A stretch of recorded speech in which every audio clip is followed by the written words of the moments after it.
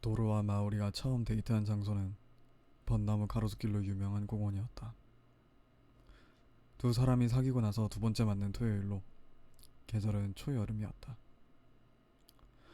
마오리가 내게 상의하기는 했지만 첫 데이트에는 따라가지 않았다. 다만 이 데이트를 계기로 확실히 달라진 게 있었다.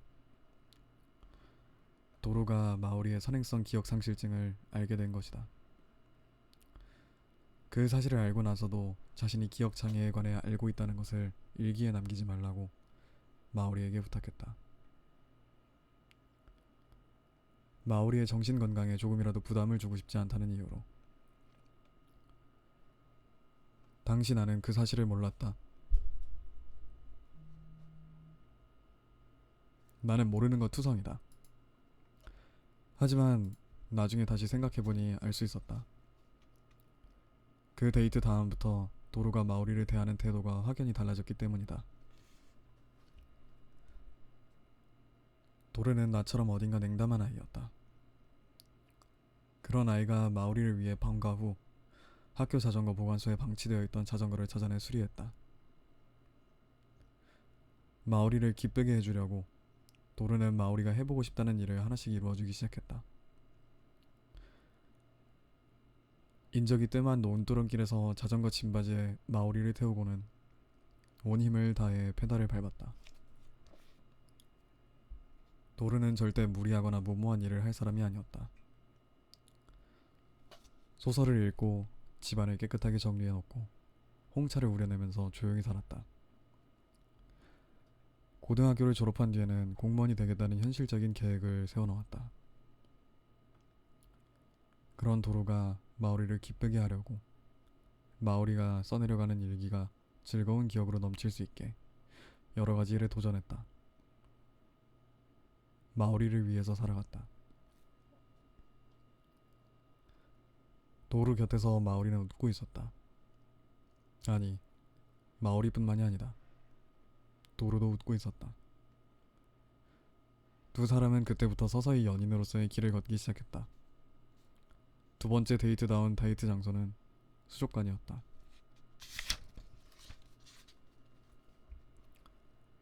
이때는 나도 함께 갔다. 나는 도루의 변화를 눈치채고 혹시 마오리의 비밀을 알고 있는 건 아닐까 생각했다. 하지만 나는 그날 우연히 도루의 비밀을 알게 되었다. 그날은 시내 터미널역 앞에 있는 시계탑에서 만나기로 약속했다. 역에서 바로 연결된 쇼핑몰에는 큰 서점이 있었고 나는 약속 시간 전에 도착해 그 서점에 들렀다.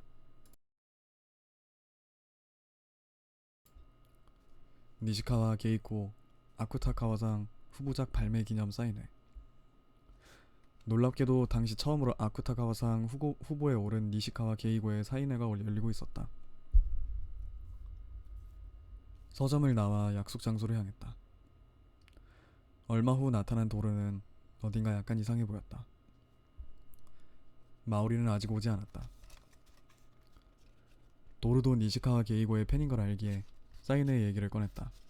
그러자 니시카와 게이고가 우리 누나거든. 그래서 나는 도르에게 6살 위 누나가 있다는 것, 그 누나가 바로 니시카와 게이고라는 사실을 알게 되었다.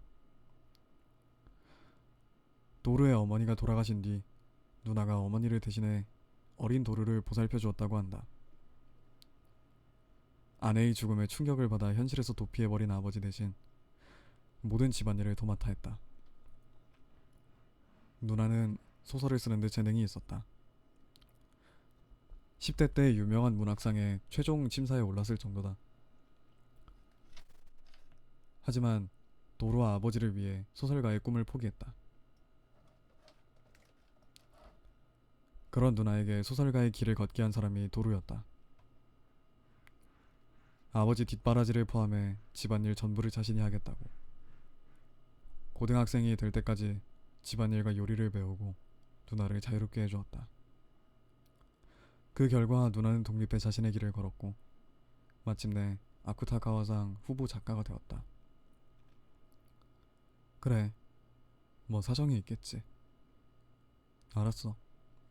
우리는 신경 쓰지 말고 만나고 와. 도르는 우리가 만나기 전에 우연히 서점에 들렀다가 누나와 재회했다고 말했다. 사인회가 한창 진행 중이라 이야기를 나눌 수 없어서 사인회가 끝나고 다시 만나기로 약속했다고 설명했다. 마오리한테는 내가 잘 말할 테니까 걱정 마. 도시락도 우리가 맛있게 먹을게. 너희 누나가 니시카와 게이고란 거 마오리한테 말해도 돼? 그건 괜찮아. 어디 가서 떠들고 다니는 애도 아니고. 무엇보다 내 여자친구니까 말이야. 여자친구란 말이지. 처음엔 서로 장난이라든지 그런 이유로 사귀는 건가 했는데 카미야, 요새 어째 진짜가 된 것 같아? 마오리를 기쁘게 해주려고 해. 내 눈엔 약간 너무 신경 쓰는 것 같기도 한데.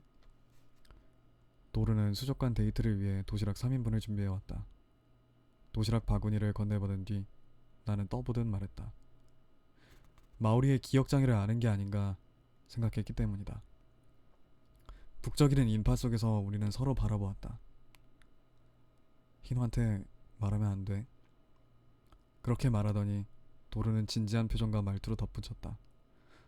난 진짜로 희노를 좋아해.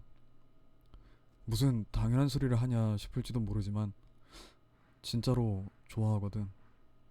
그러니까 내가 할 수 있는 일이면 뭐든 해주고 싶어. 아니, 해준다는 건 오만한 말이네. 하고 싶어. 희노가 기뻐할 일이라면 뭐든 하고 싶어. 그렇게 생각하고 있어. 도로의 눈빛은 처음 만났을 때와 달랐다. 마오리를 생각하는 진지한 마음이 깃들어 있었다. 그 사실을 절실히 느끼며 나는 도로에게 물었다.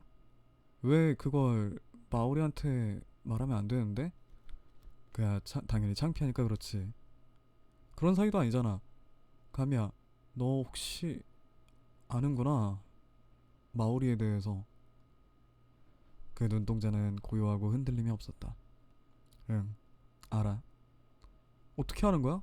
마오리가 얘기했을 리는 없을 텐데. 아냐, 희노한테 들었어. 그런데 내가 그걸 수첩이나 일기에 쓰지 말라고 부탁했어. 오늘의 희노는 내가 기억장애에 대해 안다는 걸 몰라. 그 말을 듣고 내가 놀라자 도르는 가볍게 웃었다. 내가 안다는 것도 말하면 안 돼. 누나를 만나기 위해 도르가 자리를 떠나고 약속 시간이 되자 마오리가 왔다. 나는 도르와 누나의 일을 마오리에게 설명했다. 그리고 둘이 수족관으로 향했다. 도르를 기다리면서 마오리와 수족관을 돌아다녔다. 그 무렵에는 이미 마오리를 도르에게 빼앗길지도 모른다는 유치한 질투를 더 이상 하지 않았다. 나는 바로 안과 밖을 구별한다. 도르는 그때까지 밖에 있었다. 친해졌어도 경계는 완전히 풀지 않았다. 그러던 것이 그날 달라졌다. 기억장애를 알고 있으면서도 마오리를 즐겁게 해주려는 도르를 나는 다시 봤다. 그리고 어느 사이엔가 도르를 안쪽으로 들여놓았다. 점점 셋이 함께하는데, 셋이 노는데 기쁨을 느꼈다. 또 다른 주에는 셋이 놀이공원에 갔다. 여름방학에는 셋이 모여 아쿠타카와상 수상작 발표를 인터넷 생중계로 함께 지켜보았다. 니시카와 게이코의 수상이 확정되었을 때는 모두 함께 기뻐했다. 우리는 셋이었다. 거기에는 든든하고 만족스러운 행복이 있었다. 하지만 셋이라는 사실에 기쁨을 느낀 사람은 사실 나 혼자뿐이었을지도 모른다. 도로와 마오리는 어느새 점점 둘이 되어왔다.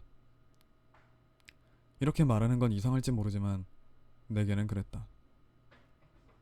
세 사람이라는 의미가 옅어져 갔다. 마오리에게는 도로가 있으면 됐고 도로에게는 마오리가 있으면 되었다. 그건 당연했다. 두 사람은 연인이니까. 여름방학의 마지막 날 두 사람이 불꽃놀이 축제에 함께 가자고 했을 때는 슬쩍 사양했다. 언젠가 셋이 축제에 가게 될지도 모른다는 생각에 실은 유카타를 준비해 두었다. 솔직히 약간 기대하고 있었다. 하지만 나는 필요 없었다. 연인은 두 사람에게 방해만 될 뿐이다. 나는 그저 친구 A로, 절친으로. 약간 그 당시에는 나조차 깨닫지 못할 정도로 아주 약간 도루를 좋아하기 시작한 연애 경험 없는 여자애였다. 불꽃놀이 축제 날밤 나는 혼자 집에 있었다. 창밖으로 불꽃놀이 축제에서 쏘아올린 불꽃이 작게 보였다. 의미는 없지만 유카타로 갈아입고 나는 혼자 하늘을 수놓은 불꽃을 바라보았다. 두 사람은 분명 저 불꽃을 가까이에서 보고 있겠지. 손을 잡고 연인으로서 함께하겠지. 그런 생각을 하며 여름이 끝나감을 느꼈다. 그것이 나의 17살이었다.